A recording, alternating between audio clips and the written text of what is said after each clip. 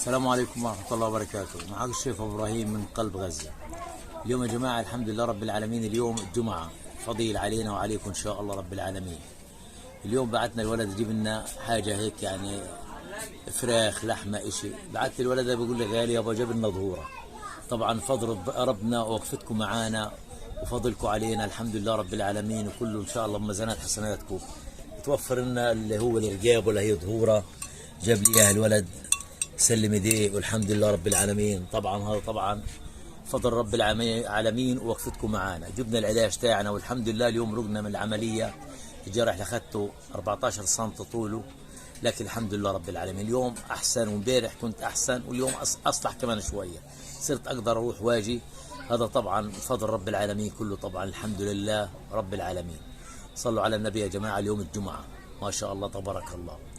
طبعا وقفتكم معنا والحمد لله رب العالمين، ما ذكرتونا وحفظتونا، بعتونا، جبنا العلاج وجبنا اي حاجه نغذي حالنا. هذا فضل رب العالمين الحمد لله.